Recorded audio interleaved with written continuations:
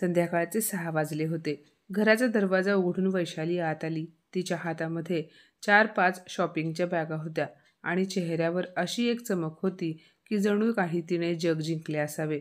बैठकीच्या खोलीत बसलेल्या तिच्या नवऱ्याने प्रसादने तिच्याकडे पाहिले आणि त्याने भुवया उंचावल्या. तो म्हणाला, "हे काय वैशाली, आज तू पुन्हा शॉपिंगला गेली होतीस?" वैशाली तर तिच्याच आनंदामध्ये गुंग होती. तिने बॅगा टेबलवर ठेवल्या आणि आनंदाने म्हणाली, "अहो प्रसाद, तुम्ही विचारसुद्धा करू शकणार नाही. आज बाजारात खूप मोठा सेल लागला होता. पण मला तर ठाऊकच नव्हते. मी काल किटी पार्टीला गेले होते तेव्हा माझ्या मैत्रिणीने अमृताने मला ह्या सेलबद्दल सांगितले. सेलमध्ये एकाहून एक भारी साड्या होत्या आणि ब्युटी प्रोडक्ट्स तर इतके स्वस्तात होते की मी स्वतःला थांबवू शकले नाही. ह्या बघा साड्या अर्ध्या किमतीमध्ये आणल्या आहेत आणि हे ब्युटी प्रोडक्ट्स इतक्या कमालीच्या ऑफर्स होत्या ना, म्हणून मी पटापट खरेदी केली." वैशालीचे बोलणे ऐकून प्रसादने डोक्याला हात लावला. तो म्हणाला, "तुझी ही उधळपट्टी कधी संपणार आहे?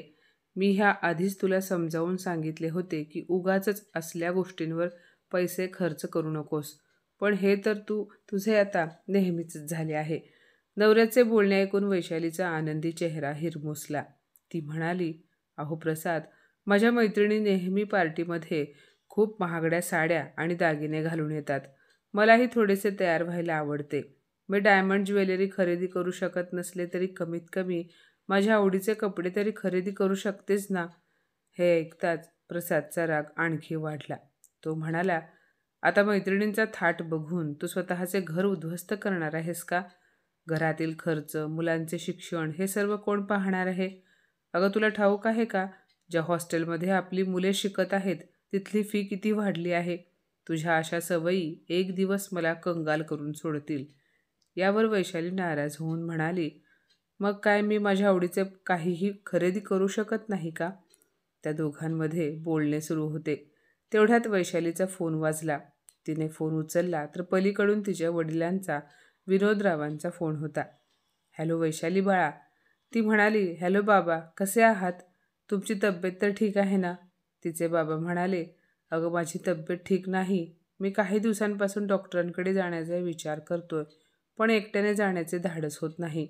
खरं तर वैशालीच्या आईचा मृत्यू मागच्या वर्षी झाला होता आणि तिला कोणी भाऊसुद्धा नव्हता. त्यामुळे तिचे वडील एकटे राहत होते. वैशालीने वडिलांचा उदास आवाज ऐकला त्यामुळे तिचा आनंद एका क्षणात गायब झाला. ती म्हणाली, "बाबा तुम्ही काळजी करू नका.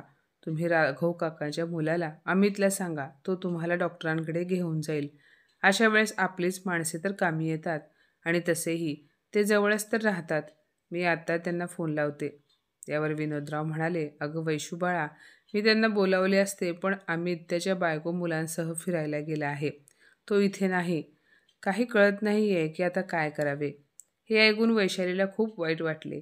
ती आपल्या वडिलांना धीर देत म्हणाली, "बाबा तुम्ही काळजी करू नका. मी काहीतरी व्यवस्था करते. तुम्ही आराम करा. मी तुम्हाला नंतर फोन करते." एवढे बोलून तिने फोन ठेवला. फोन ठेवताच वैशालीचा चेहरा गंभीर झाला. तिने प्रसादकडे पाहिले आणि म्हणाली, "अहो माझ्या वडिलांची तब्येत ठीक नाही. बाबांना डॉक्टरांकडे घेऊन जायचे म्हटले तर राघव काकांच्या घरी कोणीही नाही. त्यामुळे मला असे वाटते की आपण बाबांना डॉक्टरांकडे घेऊन जावे. ते गावी एकटेच आहेत. त्यांची देखभाल करायला कोणीही नाही." वैशाली काळजीत होती. तिचे बोलणे ऐकून प्रसाद क्षणभर गप्प बसला. पण त्याच्या मनामध्ये सुद्धा विचार सुरू होते. तो म्हणाला, "आता आणखी एक खर्च. माझ्या डोक्याला नुसता ताप आहे." त्याच्या चेहऱ्यावर थोडीशी चिडचिड दिसत होती. तो म्हणाला, "त्याचे काय आहे ना वैशाली, हे वातावरणच असे आहे. थोडीफार तब्येत खराब होणे साहजिकच आहे. प्रदूषण किती वाढले आहे आणि आपल्या शहरात तर खूप जास्त प्रदूषण आहे आणि बाबा इथे आले तर त्यांची तब्येत आणखी जास्त खराब होऊ शकते आणि तसेही त्यांचे मन इथे लागेल न लागेल हे सांगणे मुश्किल आहे. मग त्यांना उगाच त्रास का द्यायचा? त्यांना गावीच राहू देत. ते तिथेच ठीक आहेत." वैशाली प्रसादचे बोलणे ऐकून गप्प बसली पण तिच्या मनामध्ये एक अस्वस्थता होती. वडील आजारी आहेत हा विचार करून तिला खूप टेन्शन येत होते. तिची ही अस्वस्थता प्रसादपासून लपू शकली नाही. काही वेळाने प्रसाद म्हणाला, "वैशाली असा विचार करू नकोस की मला तुझ्या वडिलांची काळजी नाही. मला समजू शकते की तू त्यांच्यामुळेच टेन्शनमध्ये आहेस. पण म्हातारपणात तर हे सर्व चालत राहते. तू फोनवरून त्यांची चौकशी करत जा. आणि जर त्यांची तब्येत जास्त खराब असेल तर मग तू काही दिवसांसाठी गावी जाऊ शकतेस. प्रसादचे बोलणे ऐकून वैशाली म्हणाली, तुम्ही बरोबर बोलत आहात. शहरातील वातावरणामध्ये त्यांची तब्येत जास्त बिघडेल. त्यामुळे गरज पडली तर आपण तिथे जाऊन त्यांना गोळ्या औषधे देऊ. 2 दिवस उलटून गेले होते. जेव्हा जेव्हा वैशालीने तिच्या वडिलांना फोन करून त्यांच्या प्रकृतीबद्दल चौकशी केली तेव्हा त्यांचा आवाज क्षीण आणि थकल्यासारखा वाटत होता. तिसऱ्या दिवशी सकाळी वैशालीने फोन केला, बाबा तुमची तब्येत कशी आहे आता? तेव्हा तिचे बाबा हळू आवाजात म्हणाले, बाळा अजूनही माझी तब्येत जशीच्या तशीच आहे. औषधांनी काहीही फरक पडला नाही. मी विचार करतो आहे की दुसऱ्या एखाद्या डॉक्टरांना दाखवावे, पण एकट्याने जाणे कठीण होत आहे. जर तुम्ही दोघे आला असतात तर बरे झाले असते. हे ऐकताच वैशालीचे मन भरून आले. ती तिच्या वडिलांना धीर देत म्हणाली, बाबा तुम्ही काळजी करू नका. मी यांना सांगून काहीतरी व्यवस्था करते. फोन ठेवल्यावर वैशाली सरळ प्रसादकडे गेली आणि म्हणाली, प्रसाद, बाबांच्या तब्येतीत काहीही सुधारणा झाली नाही. त्यांना असे वाटते आहे की आपण गावी जाऊन त्यांना डॉक्टरांकडे घेऊन जावे. अहो आपण तिकडे गेले पाहिजे. प्रसादने क्षणभर विचार केला, पण त्याच्या चेहऱ्यावर राग स्पष्ट दिसत होता. तो गंभीर आवाजात म्हणाला, वैशाली मी समजू शकतो की तुला त्यांची काळजी आहे, पण खरे सांगायचे तर आता माझ्यासाठी तिकडे जाणे शक्य नाही. कारण ऑफिसमध्ये खूप काम आहे. त्यांना सांग की एखाद्या चांगल्या डॉक्टरांकडून सल्ला घेऊन औषधे घ्या. गावीसुद्धा चांगले डॉक्टर आहेत. त्यांना तिकडेच उपचार करू देत. नवऱ्याचे बोलणे ऐकून वैशाली काहीही न बोलता स्वयंपाक खोलीत निघून गेली. वैशाली स्वयंपाक खोलीत गेल्यानंतर प्रसाद रागाने हातातील वर्तमानपत्र टेबलवर आपटत बडबडला, आता मात्र हद्द झाली. हिचे वडील तर रोजच आजारी असतात. रोज फोन करून आम्हाला तिकडे बोलावतात. त्यांना तिकडे जाऊन डॉक्टरांकडे घेऊन जायला आमच्याकडे काही एवढा फालतू वेळ आहे का? जर तब्येत एवढीच खराब आहे तर स्वतः डॉक्टरांकडे का जात नाहीत? उगाच फोन करून आम्हाला त्रास देतात. त्यांचे बोलणे ऐकून वैशाली कधी त्यांना इकडे घेऊन येण्याची रट लावते किंवा मग मला गावी चला म्हणते. अरे पण ते आजारी आहेत तर मी काय करू? मी काय ठेका घेतला आहे का हिच्या वडिलांचा? काही वेळाने नाश्ता करून प्रसाद ऑफिसला निघून गेला. त्यानंतर वैशाली घरातील इतर कामे करू लागली. तेवढ्यात दारावरची बेल वाजली. वैशालीने साडीच्या पदराला हात पुसला आणि दरवाजा उघडला तर दरवाजात तिची भाडेकरी आशा उभी होती. तिच्या हातामध्ये बेसनाचे लाडू असलेली प्लेट होती. ती हसली आणि म्हणाली, वहिनी आज मी बेसनाचे लाडू बनवले आहेत, त्यामुळे वाटले की तुम्हालाही द्यावेत. वैशालीने मंद हसत लाडू घेतले आणि आशाचे आभार मानले. तिच्या चेहऱ्यावरचा आनंद कुठेतरी गायब झाला होता. आशाने ती दुःखी आहे हे लगेच ओळखले. ती म्हणाली, वहिनी काय झाले? तुम्ही खूप काळजीत दिसत आहात. तेव्हा वैशाली नाराज होऊन म्हणाली, माझ्या वडिलांची तब्येत ठीक नाही. हे ऐकून आशा काळजीच्या स्वरात म्हणाली, काय झाले त्यांना? वैशाली म्हणाली, आता काय सांगू? आधीच तर त्यांना मधुमेह आहे आणि त्यांना आता श्वसनाचा त्राससुद्धा होतो आहे. मी प्रसादला म्हणाले होते की आपण तिकडे जाऊन त्यांना डॉक्टरांना दाखवूया, पण त्यांच्याकडे वेळ कुठे आहे? हे ऐकून आशाने सहानुभूतीने वैशालीकडे पाहिले आणि म्हणाली, वहिनी वडील आजारी आहेत म्हटल्यावर तर तुम्हाला खूपच काळजी वाटत असेल ना हो? त्याच वेळेस आशाचा नवरा विकास मार्केटमधून आला होता. त्याला पाहताच आशा म्हणाली, अहो विकास, तुम्ही अगदी वेळेत आला आहात. बघा ना, वहिनी किती काळजीत आहेत. त्यांच्या वडिलांची तब्येत काही ठीक नाही आणि प्रसाद भाऊजींना वडिला तिकडे घेऊन जाण्यासाठी वेळ नाही. विकासने तिचे बोलणे ऐकले आणि म्हणाला, मग यामध्ये काळजी करण्यासारखे काय आहे? अगं आशा, तू वहिनींसोबत जा, वाटल्यास मी तुम्हा दोघींना गाडीने सोडतो. वैशाली म्हणाली, नको नको, एवढा त्रास करून घेऊ नका. तेव्हा विकास हसत म्हणाला, वहिनी यामध्ये त्रास होण्यासारखे काय आहे? काकांना तिकडे त्रास होत असेल, त्यांची तब्येत खराब आहे, त्यामुळे तुम्ही त्यांना डॉक्टरांकडे घेऊन जायला पाहिजे. आणि आपण तर एका कुटुंबाप्रमाणे आहोत. आपण एकमेकांच्या कामी आलो नाही तर मग कोण येईल? त्यानंतर आशा देखील प्रेमाने म्हणाली, हो वहिनी, तुम्ही अजिबात काळजी करू नका. मी तुमच्यासोबत येईन. विकास आपल्या दोघींना गावी सोडतील. त्यांचे बोलणे ऐकून वैशालीचे मन हलके झाले. विकासने पटकन आपल्या कारची चावी उचलली आणि म्हणाला, वहिनी आत्ताच निघूया. उशीर करणे योग्य नाही. वैशालीने आशा आणि विकासचे आभार मानले आणि ती पटकन त्यांच्यासोबत जायला तयार झाली. दोघीही गाडीत बसल्या. वैशालीने मनातल्या मनात विचार केला, कधी कधी आपल्याला देव अशा रूपाने मदत करतो. गावी पोहोचल्यानंतर विकास वैशालीच्या वडिलांना गाडीमध्ये बसवून डॉक्टरांकडे घेऊन गेला. तेव्हा डॉक्टरने टेस्ट केल्यानंतर सांगितले, यांची शुगर लेवल वाढली आहे आणि फुफ्फुसामध्ये इन्फेक्शन झाले आहे. मी काही औषधे लिहून देतो, ती वेळेवर द्या. हॉस्पिटलमधून परत आल्यावर तिने बाबांना ती 2 दिवस राहणार असल्याचे सांगितले. तेव्हा विकास म्हणाला, वहिनी, जर कोणत्या गोष्टीची गरज पडली तर मला पटकन सांगा. तुम्ही कधीही मला फोन करा. एवढे बोलून आशा आणि विकास घरी निघून गेले. तिसऱ्या दिवशी वैशाली ही गावाहून घरी परत आली. तेव्हा संध्याकाळचे 7 वाजले होते. ती खूप थकली होती, त्यामुळे आत येताच सोफ्यावर बसली. प्रसाद बैठकीच्या खोलीत TV पाहत बसला होता. तिला पाहून त्याने औपचारिकता म्हणून विचारले, आता बाबांची तब्येत कशी आहे? पाण्याचा ग्लास उचलत वैशाली म्हणाली, आता ते ठीक आहेत. त्यांची शुगर लेवल वाढली होती. ते जेवणात पथ्यसुद्धा पाळत नाहीत ना, आणि मागच्या काही दिवसांपासून कोर्ट केसच्या धावपळीत त्यांनी स्वतःच्या तब्येतीकडे लक्ष दिले नाही आणि त्यांची तब्येत बिघडली. पण एक गोष्ट मात्र चांगली झाली. बऱ्याच वर्षांपासून त्यांची कोर्टामध्ये जी केस सुरू होती तिचा निकाल त्यांच्या बाजूने लागला. हे ऐकून प्रसाद म्हणाला, केस? कोणती केस? तेव्हा वैशाली म्हणाली, अहो, ती त्यांची जमिनीची केस. तुम्हाला आठवते का? मागच्या बऱ्याच वर्षांपासून ती केस चालू होती, पण शेवटी त्यांनी केस जिंकली. हे ऐकताच प्रसादच्या हातातून चहाचा कप निसटणारच होता. त्याचे डोळे विस्फारले. तो थोडासा पुढे झुकत म्हणाला, काय? ती जमीन जी हायवेला लागून होती तीच का? वैशाली म्हणाली, हो, तीच जमीन. तो आश्चर्यचकित होऊन म्हणाला, बापरे, त्या जमिनीची किंमत तर करोडो रुपये असेल. वैशाली म्हणाली, त्या जमिनीची किंमत साधारण 5 करोड रुपये झाली आहे. बाबा ती जमीन विकण्याचा विचार करत आहेत. प्रसादला तर जणू काही अचानक एखाद्या खजाण्याची चावी मिळाली आहे असे वाटले. त्याच्या चेहऱ्यावर एक विचित्र उत्साह आणि आनंद स्पष्ट दिसत होता. तो म्हणाला, अरे वा, ही तर खूप चांगली बातमी आहे. तो पुढे म्हणाला, बरं, मग ते काही म्हणाले आहेत का? त्या पैशांचे ते काय करणार आहेत? वैशाली म्हणाली, नाही, त्यांनी अजून तरी तसा काही विचार केला नाही. आणि तसेही जर शरीरच साथ देत नाही तर मग पैसा काय कामाचा? प्रसादने आपल्या चहाचा कप खाली ठेवत गंभीर असल्याचा दिखावा करत म्हणाला, हो, तू बरोबर बोलते आहेस. अशा मोठ्या निर्णयांमध्ये विचारपूर्वक पावले उचलली पाहिजेत. शेवटी ती संपत्ती त्यांच्या कष्टाची आहे. प्रसादच्या मनात एक भीती निर्माण झाली आणि जरी तो दिसायला नॉर्मल वागत असला तरी आतून तो खूप अस्वस्थ झाला होता.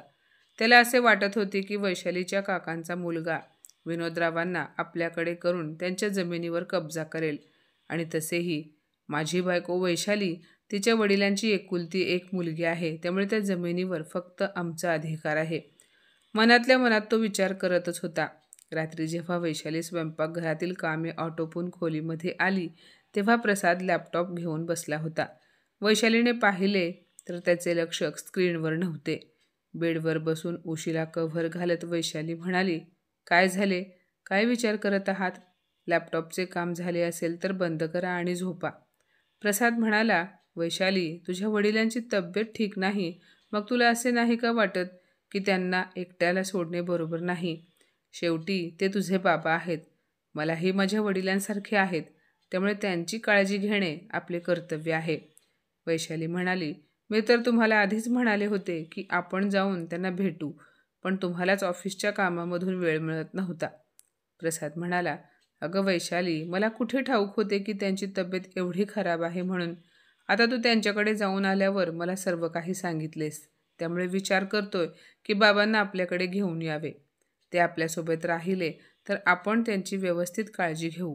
प्रसादचे बोलणे ऐकून वैशालीला थोडासा संशय आला. ती म्हणाली, पण तुम्ही म्हणाला होतात की गावातील वातावरण त्यांच्यासाठी योग्य आहे. तसे तर तुम्ही बोललात ते योग्यच होते. इकडे शहरामध्ये तर प्रदूषण एवढे आहे की चांगला माणूससुद्धा आजारी पडेल, आणि मग त्यांचे मन इथे लागेल न लागेल कोणास ठाऊक. तसेही 2-3 दिवसांनी अमित त्यांच्या फॅमिलीसह घरी येईलच, मग ते सर्वजण बाबांची काळजी घेतील. प्रसाद पटकन म्हणाला, तू पण वैशाली, आजकाल प्रत्येकजण आपापल्या कामांमध्ये व्यस्त असतो. जर त्यांची तब्येत आणखी बिघडली तर मग त्याला जबाबदार कोण? आणि आपण का दुसऱ्यांवर अवलंबून राहायचे? मी तर म्हणतो की त्यांना इकडेच घेऊन यावे. वैशालीला प्रसादच्या बोलण्यात थोडासा दम वाटला. तिने विचार केला आणि म्हणाली, तुम्ही बरोबर बोलत आहात. बाबा इथे राहिले तर ते आपल्या नजरेसमोर राहतील आणि आपण त्यांची व्यवस्थित काळजी घेऊ. प्रसाद म्हणाला, हो वैशाली, तू उद्याच त्यांना फोन करून सांग की आपण ह्या रविवारी त्यांना घ्यायला येत आहोत. दुसऱ्या दिवशी सकाळी जेव्हा वैशाली झोपेतून उठली तेव्हा तिने पाहिले की प्रसाद आधीच तयार होऊन बसला होता. त्याला असे तयार झालेले पाहून वैशाली चकित झाली. तिने विचारले, तुम्हाला आज ऑफिसला लवकर जायचे आहे का? तुम्ही एवढ्या लवकर का तयार झालात? प्रसाद म्हणाला, नाही वैशाली, आज मी ऑफिसला जाणार नाही. आज मी सुट्टी घेतली आहे. हे ऐकताच वैशाली आणखी जास्त चकित झाली. ती म्हणाली, सुट्टी? कशासाठी? काही खास कारण आहे का? तो म्हणाला, हो वैशाली, बाबांना आणायला आपण आजच गावी जात आहोत. वैशाली म्हणाली, पण प्रसाद, आपण तर रविवारी जाणार होतो ना, मग आज अचानक? प्रसाद म्हणाला, हो, जिथे काय लवकर बाबांना इकडे घेऊन येऊ तिथे काय चांगले. शेवटी त्यांच्या तब्येतीचा प्रश्न आहे आणि ह्या मामल्यामध्ये मी कोणत्याही प्रकारचा उशीर किंवा बेजबाबदारपणा करू शकत नाही. आणि वैशाली, तुझ्या काकांचा मुलगा अमित किती चालबाज आहे, तुला ठाऊक नाही का? तुझ्या वडिलांची जमीन त्यांनी फूस लावून सहज त्याच्या ताब्यात घेईल. हे ऐकून वैशाली काही विचार करून म्हणाली, हो, तुम्ही बरोबर बोलत आहात. अमितवर तर आपण एवढाही विश्वास तर ठेवू शकत नाही. प्रसाद म्हणाला, मग वैशाली, तू आत्ताच त्यांना फोन कर आणि त्यांना सांग की आपण आजच येत आहोत. वैशालीने आपल्या वडिलांना फोन लावला तेव्हा तिचे बोलणे ऐकून बाबा म्हणाले, पण वैशाली बाळा, मी तिकडे कशासाठी यायचे? आता माझी तब्येत ठीक आहे, त्यामुळे मी इथेच माझ्या गावी बरं आहे. तेव्हा वैशाली नाराज होऊन म्हणाली, बाबा तुम्हाला का समजत नाही? तुम्ही जर आमच्यासोबत राहिला तर आम्ही तुमची व्यवस्थित देखभाल करू. तेवढ्यात प्रसादने वैशालीच्या हातातून फोन घेतला आणि खूप मोठ्या हक्काने म्हणाला, बाबा, मी तुमचे काहीही ऐकणार नाही. आता तुमची तब्येत आमच्यासाठी सर्वात जास्त महत्त्वाची आहे. त्यामुळे आजच आम्ही दोघे तुम्हाला घ्यायला येत आहोत आणि आमचा निर्णय झाला आहे. तेव्हा विनोदराव हलकेसे हसत म्हणाले, अहो जावई बापू, किती काळजी करतात तुम्ही माझी. पण खरे सांगायचे तर मला इथेच चांगले वाटते. इथली माती, इथले वातावरण, सर्व काही आपलेसे वाटते. प्रसाद भावूक होऊन म्हणाला, पण बाबा, तुम्हाला ठाऊक नाही, मला आणि वैशालीला तुमची किती काळजी वाटते. तुम्ही इथे आमच्या डोळ्यांसमोर राहाल तर आमच्या मनांना आनंद वाटेल. वैशाली तुमची एकुलती एक मुलगी आहे, त्यामुळे तुमची काळजी घेणे आमची जबाबदारी आहे. आता तुम्ही विचार करा, जर तुमच्या ठिकाणी माझे वडील असते तर मग मी हे त्यांच्यासाठी केले नसते का? मग काय? प्रसादचे एवढे सर्व बोलणे ऐकून विनोदरावांचे काहीही चालू शकले नाही. शेवटी त्या दोघांसोबत ते शहरात राहायला तयार झाले. प्रसाद आणि वैशाली विनोदरावांना आपल्या घरी घेऊन आले. प्रसाद गाडी थांबवून म्हणाला, वैशाली, तू गेट उघड, मी बाबांना गाडीतून उतरायला मदत करतो. गाडीतून उतरून वैशालीने डोअरबेल वाजवली तेव्हा तिच्या भाडेकरीने म्हणजे आशाने दरवाजा उघडला. प्रसादने विनोदरावांचा हात धरून त्यांना गाडीतून खाली उतरायला मदत केली. आशा वैशालीच्या वडिलांना पाहून त्यांच्या तब्येतीची चौकशी केली. ती वैशालीला म्हणाली, वहिनी, हे मात्र तुम्ही खूप चांगले केले की काकांना इथे घेऊन आलात. आता विनोदराव आल्यानंतर घरातील वातावरण आनंदी झाले होते. वैशाली रोज सकाळी त्यांच्यासाठी नाश्ता बनवायची, वेळेवर जेवण द्यायची आणि प्रसाद संध्याकाळी ऑफिसवरून आल्यानंतर त्यांच्यासोबत बसून गप्पा मारायचा. विनोदराव सुद्धा इथे येऊन खूप खुश होते. एके दिवशी संध्याकाळी चहा पित असताना प्रसाद मुद्द्याच्या विषयावर आला आणि म्हणाला, बाबा, खरे सांगू, तुम्ही आल्यापासून घरामध्ये एक वेगळ्याच प्रकारचा आनंद आला आहे. देवाने दिलेले सर्व काही आहे. घरात फक्त वडीलधाऱ्या माणसाची कमतरता होती, ती सुद्धा पूर्ण झाली. फक्त एकच अशी गोष्ट आहे जी कधी कधी मला त्रास देते. विनोदराव चकित होऊन म्हणाले, काय झाले जावई बापू, सर्व काही ठीक तर आहे ना? प्रसाद म्हणाला, मी ह्या घराबद्दल बोलतोय. आजकालच्या जमान्यामध्ये हे घर थोडेसे जुने वाटते. मुलांचे मित्र जेव्हा इथे येतात तेव्हा मुलांना त्यांच्या मित्रांना ह्या घरात आणायलाही लाज वाटते. विनोदराव दंग होऊन म्हणाले, असे का बरं? घर तर खूप चांगले आहे. मुलांच्या मित्रांचे घर मोठे आणि मॉडर्न आहे. त्यांच्या तुलनेत हे घर थोडेसे साधारण वाटते. घर जर पॉश भागात असते आणि आधुनिक पद्धतीने बांधले असते तर मग खूप छान वाटले असते. आजकाल घराच्या किमतीही गगनाला भिडल्या आहेत. जर आपल्याला चांगल्या सोसायटीमध्ये एक मोठे घर घ्यायचे असेल तर आपल्याकडे तेवढी मोठी रक्कमही असायला हवी. प्रसादचे बोलणे ऐकून विनोदरावांनी मान हलवली आणि म्हणाले, हो जावई बापू, तुम्ही अगदी बरोबर बोलत आहात. आजकाल प्रत्येक गोष्टीच्या किमती वाढल्या आहेत. प्रसाद म्हणाला, तेच तर ना बाबा. आणि आता नवीन घर घेतले तरी ते मोठे असावे असे मला वाटते. कारण आता मुलेसुद्धा मोठी होत आहेत. त्यांनाही स्वतःसाठी स्वतंत्र खोली असावी असे वाटत असेल आणि हे सर्व शक्य कसे होईल हे काही समजत नाही. विनोदराव प्रसादचे बोलणे ऐकून विचारात पडले आणि चहाचा कप टेबलवर ठेवत म्हणाले, पण जावई बापू, यामध्ये काळजी करण्यासारखे काय आहे? तुम्हाला जी काही आर्थिक मदत हवी असेल तर मला सांगा. सासऱ्याच्या तोंडून हे शब्द ऐकताच प्रसादच्या डोळ्यांमध्ये चमक आली, पण आपल्या भावनांवर नियंत्रण ठेवत तो नाराज स्वरात म्हणाला, बाबा, गोष्ट एवढीही सोपी नाही. हा करोडो रुपयांचा मामला आहे. ते म्हणाले, जावई बापू, तुम्ही कशासाठी काळजी करत आहात? जे काही माझ्याजवळ आहे ते शेवटी तुमचेच तर आहे. गावची जमीन विकून मला जेवढे पैसे मिळतील ते सर्व तुमचे आणि वैशालीचे तर आहेत. आपण माझी ती जमीन विकायला काढू. हे ऐकून प्रसाद आपला आनंद लपवत वैशालीकडे पाहून म्हणाला, बाबा, जर तुम्ही असे करतच आहात तर आपण लवकरच एखाद्या चांगल्या सोसायटीमध्ये घर पाहायला सुरुवात करू. विनोदराव म्हणाले, जशी तुमची इच्छा. दुसऱ्याच दिवसापासून प्रसाद आणि वैशालीने शहरातील मोठमोठ्या कॉलनीमध्ये नवीन घर पाहायला सुरुवात केली. ते मोठे मोठे फ्लॅट आणि छान बंगले पाहायला लागले. शेवटी त्यांना एक खूप मोठा आलिशान बंगला आवडला. 1-2 दिवसांमध्ये सौदा पक्का करण्यासाठी ॲडव्हान्स रक्कम द्यायची होती. नवीन घराचा विचार करून प्रसाद आणि वैशाली खूप खुश होते. सुरुवातीला काही दिवस तर वैशाली आणि प्रसादने विनोदरावांची खूप चांगल्या प्रकारे काळजी घेतली, पण हळूहळू ते त्यांच्या तब्येतीकडे दुर्लक्ष करू लागले. एके दिवशी अंगणात कॉटवर पडून विनोदराव मोठ्याने खोकत होते. ते जोरात श्वास घेत होते. वैशाली किचनमधून बाहेर आली आणि म्हणाली, बाबा, तुम्ही औषधे वेळेवर घेतली नाहीत का? तेव्हा विनोदराव हळू आवाजात म्हणाले, नाही बाळा, औषधे संपली आहेत. मी जावई बापूंना सांगितले होते, पण बहुतेक ते औषधे आणायला विसरले. तेवढ्यात प्रसाद आतून बाहेर आला आणि हे ऐकून म्हणाला, बाबा, माफ करा. मी औषध आणायला विसरलो. ऑफिसमध्ये एवढे काम होते की माझ्या लक्षातच राहिले नाही.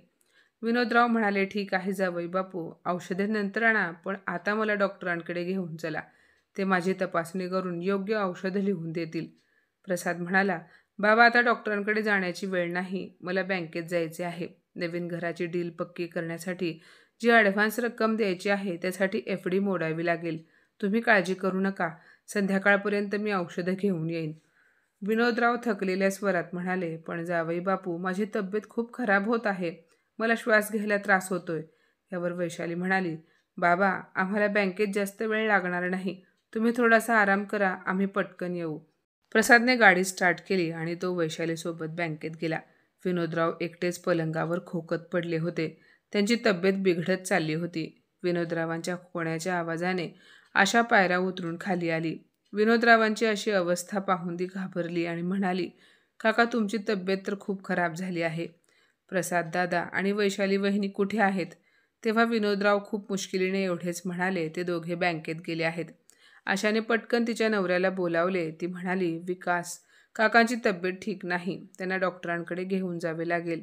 विनोदरावांनी विरोध केला. तेव्हा ते म्हणाले, नको बाळा, तू त्रास करून घेऊ नकोस. प्रसाद आणि वैशाली आल्यावर मला डॉक्टरांकडे घेऊन जातील. पण तेवढ्यात वेळात तुमची तब्येत आणखी जास्त खराब झाली तर? तुमचा इन्हेलर कुठे आहे? ते घेतले तर तुमचा खोकला कमी होईल. विनोदराव म्हणाले, प्रसादला सांगितले होते, पण ते आणायला विसरले.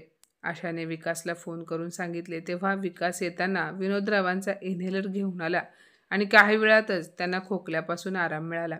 विकास म्हणाला, काका, डॉक्टरांकडे जाणे गरजेचे आहे. अशा अवस्थेत फक्त इन्हेलरने काम चालणार नाही. विनोदरावांना संकोच वाटला. ते म्हणाले, बेटा, याची काय गरज आहे? प्रसाद आणि वैशाली येतच असतील. ते मला डॉक्टरांकडे घेऊन जातील. काका, तुम्ही आम्हाला परके समजता का? आम्ही सुद्धा तुमच्या मुलांसारखेच आहोत. असे बोलत विकासने गाडी काढली आणि त्यांना डॉक्टरांकडे दाखवायला घेऊन गेला. विनोदरावांनी आशा आणि विकासला खूप सारे आशीर्वाद दिले. विनोदरावांचा प्रत्येक दिवस आता पूर्वीसारखाच विना देखभाल आणि आधाराशिवाय जात होता. प्रसाद आणि वैशाली आपापल्याच कामामध्ये बिझी होते. जेव्हा विनोदराव प्रसादला काही काम सांगायचे तेव्हा तो त्यांचे काम टाळत होता. ऑफिसवरून येताना घेऊन येईन असे बोलायचा. त्याने हे उत्तर विनोदरावांना अनेक वेळा ऐकवले होते. त्यामुळे विनोदरावांनी आता आशा सोडली होती. वैशालीसुद्धा अगदी निष्काळजीपणा करत होती. ती एकतर किटी पार्टीमध्ये असायची किंवा शॉपिंगमध्ये, आणि घरी असली तर फोनवरून आपल्या मैत्रिणींबरोबर तासनतास गप्पा मारायची. आज सकाळचे 11 वाजले होते. तसे तर वैशाली प्रसाद गेल्यानंतर आपल्या वडिलांना नाश्ता देत होती, पण आज तिने बाबांना अजूनही नाश्ता दिला नव्हता. विनोदराव पलंगावर झोपले होते. त्याने तिला आवाज दिला, वैशाली, मला नाश्ता दे. वैशाली आतल्या खोलीत फोनवर गप्पा मारण्यात बिझी होती. ती म्हणत होती, तुला तर ठाऊक आहे, आम्ही जे घर घेतले आहे ते किती आलिशान आहे. एक एक वस्तू माझ्या आवडीची आहे. किटी पार्टीमध्ये येणाऱ्या ज्या काही लेडीज स्वतःला हाय सोसायटीच्या समजतात त्या सर्वजणी माझे घर पाहून जळून खाक होतील. विनोदरावांनी तिला पुन्हा एकदा आवाज दिला, अगं बाळा, ऐकते आहेस का? पण वैशाली मात्र फोनवर बोलण्यात गुंग झाली होती. विनोदराव बाहेर अंगणामध्ये होते, त्यामुळे त्यांचा आवाज आशाने ऐकला आणि ती बाहेर आली आणि म्हणाली, काका कसे आहात? सर्व काही ठीक तर आहे ना? मला सांगा, तुम्ही नाश्ता केला का? विनोदराव म्हणाले, नाही बेटा. वैशालीला सांगितले होते, बहुतेक ती कामात व्यस्त आहे. हे ऐकताच आशाने स्वतःच्या किचनमधून एक प्लेटमध्ये त्यांच्यासाठी नाश्ता आणला आणि ती म्हणाली, काका तुम्ही हे नाश्ता घ्या आणि तुम्ही तुमची औषधे कुठे ठेवली आहेत ते सांगा. ते म्हणाले, डायनिंग टेबलवर ठेवले असतील, तू आणून देशील तर खाईन. आशाने पटकन औषधे आणि गोळ्या आणल्या आणि त्यांच्या हातात पाण्याचा ग्लास दिला. विनोदराव भावूक होऊन म्हणाले, मुली, तू नेहमी माझी मदत करतेस, देव तुझे भले करो. आता विकास सुद्धा कामावरून आल्यावर विनोदरावांच्या जवळ काही वेळ बसून त्यांच्या तब्येतीची चौकशी करायचा. आता औषधे संपल्यावर विनोदराव विकासलाच फोन करून आपली औषधं मागवायचे आणि विकास नको म्हणाला तरी त्याच्या हातामध्ये जबरदस्तीने पैसे ठेवायचे. हळूहळू असेच दिवस सरत होते. प्रसाद आणि वैशाली आपापल्या स्वप्नातल्या घरी शिफ्ट होण्यासाठी खूप उत्सुक झाले होते. नोंदणी करण्याचा दिवसही जवळ आला होता आणि दोघे खूप आनंदी होते. एका संध्याकाळी जेव्हा प्रसाद ऑफिसवरून घरी आला तेव्हा वैशाली आनंदी होऊन म्हणाली, अहो, आता आपण लवकरच आपल्या नवीन घरी शिफ्ट होऊ. पण तुम्हाला असे वाटत नाही का की आपण एक मोठी गाडीसुद्धा घेतली पाहिजे? तसेच घरासाठी नवीन फर्निचरसुद्धा घेतले पाहिजे. आपले सर्व नातेवाईक, तुमचे मित्र आणि माझ्या मैत्रिणी सर्वजण घर पाहायला येतील, तेव्हा आपले घर अगदी चांगले वाटले पाहिजे ना? प्रसाद हसत म्हणाला, हे तर अगदी बरोबर आहे. वैशाली, तुझ्या वडिलांना जे 5 करोड रुपये मिळणार आहेत त्यामधून आपण तर फक्त 3 कोटी रुपयांचे घर खरेदी केले आहे. अजून 2 कोटी शिल्लक आहेत. त्याच पैशातून आपण खूप आरामदायक फर्निचर आणि एक आलिशान गाडी घेऊ शकतो. वैशालीने आनंदाने होकार दिला. ती म्हणाली, तसे तर बाबा ह्या वयात एवढ्या पैशांचे काय करणार आहेत? त्यांना तर आता फक्त घरामध्ये आरामच तर करायचा आहे. आपण सर्व काही सांभाळू. 2 दिवसांपासून विनोदराव अस्वस्थ होते. त्यांच्या मनात एक विचित्र भावना निर्माण झाली होती आणि त्यांना श्वास घ्यायला सुद्धा त्रास होत होता. शेवटी तो दिवसही आला जेव्हा त्यांच्या जमिनीच्या नोंदणीचे काम होणार होते. वैशाली आणि प्रसाद दोघेही खूप आनंदी होते. प्रसाद विनोदरावांना म्हणाला, बाबा, लवकर तयार व्हा. आज जमिनीच्या नोंदणीचा दिवस आहे. विनोदराव थकलेल्या आवाजामध्ये म्हणाले, की बेटा, माझी तब्येत काही बरी नाही. मला खूप अस्वस्थ वाटत आहे. श्वास घ्यायला त्रास होतोय, त्यामुळे मला असे वाटते की मला डॉक्टरांकडे गेले पाहिजे. हे ऐकताच प्रसादला राग आला, पण तो रागाला शांत करत म्हणाला, बाबा, आपल्याला जाणे गरजेचे आहे. नाहीतर जमिनीच्या नोंदणीची तारीख पुढची मिळेल आणि जोपर्यंत जमिनीची नोंदणी करून पैसे हातात येत नाहीत तोपर्यंत आम्हाला आमच्या नवीन घराची नोंदणी कशी करता येईल? वैशाली ही म्हणाली, हो बाबा, आज तिकडे जाणे खूप गरजेचे आहे आणि तसेही तुम्हाला गाडीमध्ये बसून तर जायचे आहे. तुम्ही गाडीमध्ये आरामात बसा. सर्व कामे झाल्यानंतर आम्ही तुम्हाला डॉक्टरांकडे घेऊन जाऊ. विनोदराव दुःखी होऊन म्हणाले, वैशाली, माझी तब्येत जर ठीक असती तर मी नकार दिला नसता, पण आता मला उठून बसायलाही नको वाटत आहे. तरीसुद्धा प्रसाद आणि वैशाली यांनी हट्ट केला आणि विनोदरावांना गाडीमध्ये बसवले. एका ठिकाणी गाडी थांबवून दोघेही गाडीतून उतरले आणि कचेरीमध्ये निघून गेले. जाताना म्हणाले, की काही वेळातच काम होईल आणि मग तुम्हाला आम्ही डॉक्टरांकडे घेऊन जाऊ. पण बराच वेळ झाला आणि ते दोघेही परत आले नाहीत. विनोदरावांचा श्वास गुदमरत होता. त्यांनी 1-2 वेळा फोन केला, पण नेहमी त्यांना एकच उत्तर मिळाले की आणखी थोडा वेळ लागेल, मग आम्ही तुम्हाला डॉक्टरांकडे घेऊन जाऊ. विनोदरावांची अवस्था बिघडत चालली होती. त्यांनी हिंमत तुटत होती, पण तरीही त्यांनी हिंमत एकवटून विकासला फोन केला. त्यांचा आवाज थरथर कापत होता. ते म्हणाले, विकास बेटा, मला असे वाटते आहे की आता माझी जाण्याची वेळ आली आहे. माझा श्वास गुदमरतो आहे. प्लीज लवकर ये. विकासच्या कानामध्ये हे शब्द पडताच तो घाबरला.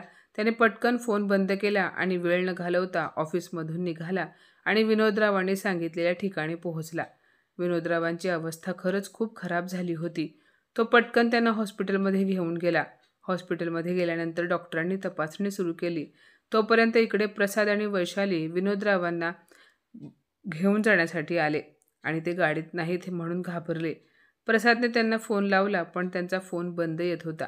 आता त्या दोघांनाही घाम फुटला. वडिलांच्या काळजीपेक्षा त्यांना ह्या गोष्टीची जास्त काळजी वाटत होती की जर आज पैसे हातात आले नाहीत तर नवीन घराची नोंदणी करण्यात आणि मग तिथे शिफ्ट होण्यामध्ये आणखी वेळ लागेल. त्याच वेळेस प्रसादच्या मोबाईलवर विकासचा फोन आला आणि त्याने बाबांना हॉस्पिटलमध्ये ॲडमिट केल्याचे सांगितले. हे ऐकताच प्रसाद रागाने मोठ्या आवाजात म्हणाला, विकास, नक्की तुला काय सिद्ध करायचे आहे? बाबांना हॉस्पिटलमध्ये नेऊन तुला हिरो बनायचे होते का? विकास म्हणाला, अरे काकांची तब्येत एवढी खराब झाली होती की 1 मिनिट जरी उशीर झाला असता तर त्यांच्या जीवावर बेतले असते. विकास पुढे म्हणाला, तुला बाबांच्या तब्येतीपेक्षा रजिस्ट्रीची जास्त काळजी वाटते आहे का? प्रसादला भयंकर राग आला होता. तो म्हणाला, हो, काळजी आहे. फक्त तुझ्यामुळे आज आमचे काम होता होता राहिले. तू मध्ये येऊन सर्व काही बर्बाद केले. इकडे चेकअप केल्यानंतर जे काही समोर आले ते ऐकून विकास दंग झाला, कारण विनोदरावांना हृदयविकाराचा झटका आला होता. डॉक्टरांनी सांगितले जर 10 मिनिटे उशीर झाला असता तर काहीही झाले असते. 2-3 दिवसानंतर उपचार केल्यानंतर विनोदरावांना हॉस्पिटलमधून घरी पाठवण्यात आले. त्यांची अवस्था पूर्वीपेक्षा बरी होती, पण जोपर्यंत ते हॉस्पिटलमध्ये होते विकासने त्यांची काळजी घेतली, कारण प्रसादला तर कोर्ट कचेरीमधून सवड मिळाली नाही. डॉक्टरांनी सांगितले होते की त्यांना पूर्ण देखभाल आणि आरामाची गरज आहे, पण वैशाली आणि प्रसादसाठी हे काही गरजेचे वाटत नव्हते. त्यांच्या डोक्यात तर फक्त त्यांचे नवीन घर आणि त्यांच्याशी संबंधित कामे यांचेच विचार चालू होते. विनोदराव घरी आल्यानंतर विकास आणि आशा यांनी दुसरे घर भाड्याने घेऊन तिथून निघून जाण्याचा निर्णय घेतला. प्रसादची रजिस्ट्रीची तारीख पुढे ढकलावी लागली, त्यामुळे तो भयंकर रागात होता. एके दिवशी रजिस्ट्रीची नवीन तारीख मिळाल्यानंतर प्रसाद म्हणाला, बाबा, यावेळी हे काम कोणत्याही परिस्थितीत पूर्ण करायचे आहे, त्यामुळे कोणतीही अडचण येता कामा नये. वैशालीसुद्धा प्रसाद बरोबर बोलत आहेत असे म्हणाली. विनोदराव त्यांचे हे वागणे पाहून खूप आश्चर्यचकित झाले. बराच वेळ ते विचार करत बसले होते, पण त्यांनी आता निश्चय केला होता की आता त्यांना काय करायचे आहे. काही दिवसातच जमिनीची रजिस्ट्री झाली. घरी आल्यानंतर विनोदरावांनी प्रसाद आणि वैशालीला आपल्या जवळ बोलावले. ते दोघांना म्हणाले, हे पहा, मी विचार केला आहे की जमिनीतून मिळालेल्या रकमेपैकी 3 कोटी रुपये मी तुमच्या नवीन घरासाठी देईन आणि बाकीचे माझ्याकडे राहतील. त्यांचे बोलणे ऐकून प्रसाद पटकन म्हणाला, पण बाबा, आम्हाला तर घरासाठी फर्निचर, इंटिरियर आणि एक लक्झरी गाडीसुद्धा पाहिजे. हे सर्व तर शिल्लक राहिलेल्या रकमेतून होणार होते. विनोदराव म्हणाले, हे बघा, मी तुम्हाला तुमच्या नवीन घरासाठी जे द्यायचे होते ते दिले. हे पैसे मी माझ्या मेहनतीने कमावले आहेत. या पैशांचे काय करायचे काय नाही हे मला ठरवू द्या. त्यांचे बोलणे चालू होते की तेवढ्यात विकास आणि आशा आत आले. ते म्हणाले, काका, तुम्ही आम्हाला कशासाठी बोलावले? विनोदराव म्हणाले, या बाळांनो, मला तुमच्याशी काही महत्त्वाचे बोलायचे होते. या, इथे बसा. विनोदरावांनी दीर्घ श्वास घेतला आणि बोलायला सुरुवात केली. विकास बेटा, मी माझ्या आयुष्यामध्ये खूप कष्ट केले आहे. मी प्रत्येक क्षण फक्त माझ्या मुलीच्या आणि कुटुंबाच्या आनंदासाठी जगलो, पण आता मी आयुष्याच्या अशा टप्प्यावर आहे जिथे दृष्टी धूसर होते, परंतु नात्यातील खरेपणा आणि खोटेपणा स्पष्टपणे दिसतो. माझी जमीन विकून जे 5 करोड रुपये मिळाले आहेत त्यातून 3 करोड रुपये मी वैशाली आणि प्रसादच्या घरासाठी दिले आहेत. बाकीच्या 2 करोड रुपयांचे काय करायचे हा निर्णय सुद्धा मी घेतला आहे. हे ऐकून प्रसाद पटकन म्हणाला, पण बाबा, ते पैसे आमच्या भविष्यासाठी आहेत ना? विनोदरावांनी प्रसादला गप्प बसण्यास सांगितले. ते पुढे म्हणाले, प्रसाद, मला ठाऊक आहे तुझ्या गरजा काय आहेत, पण माझ्याकडून जेवढे शक्य झाले तेवढे मी केले. आता बाकीचे पैसे माझ्याजवळ ठेवेन. आणि तसेही एक बाप आपल्या मुलीच्या घरी आणखी किती दिवस थांबणार? त्यामुळे मी ठरवले आहे की आता मला इथून गेले पाहिजे. वैशाली म्हणाली, पण बाबा तुम्ही गावी एकटे कसे राहणार? विनोदराव म्हणाले, नाही बाळा, मी गावी राहणार नाही. मी निर्णय घेतला आहे की मी आता यापुढे विकास आणि आशासोबत माझे उर्वरित आयुष्य जगणार आहे. मला मुलगा आणि सून तर नाही, पण ह्या दोघांनी माझी मुलगा आणि सुनेप्रमाणे सेवा केली आहे. त्यांचे बोलणे ऐकून विकास आणि आशाच्या डोळ्यामध्ये पाणी आले. विनोदराव पुढे म्हणाले, ह्या दोघांनी माझ्यासाठी जे काही केले त्याचे उपकार मी फेडू शकणार नाही, पण तरीही मी निर्णय घेतला आहे की जमिनीतून मिळालेल्या उर्वरित रकमेवर ह्या दोघांचा हक्क असेल. आता हे दोघे कोणत्याही भाड्याच्या घरात राहणार नाहीत, तर स्वतःच्या घरात राहतील. आणि हो, माझ्या मृत्यूनंतर माझ्या गावातील घरावर सुद्धा या दोघांचाच अधिकार असेल. त्यासाठी मी लवकरच माझे मृत्यूपत्र बनवणार आहे. हे ऐकताच विकास हात जोडून म्हणाला, काका, तुम्हाला आमच्यासोबत राहायचे आहे हे जाणून मला आनंद झाला, पण या सगळ्यामध्ये पैसे आणू नका. आम्हाला पैशांची गरज नाही. विकासचे बोलणे ऐकून विनोदराव खुश झाले, पण तरीही ते घेतलेल्या निर्णयावर ठाम होते. पण वडिलांचा निर्णय ऐकून प्रसाद आणि वैशालीच्या चेहऱ्यावर 12 वाजले होते.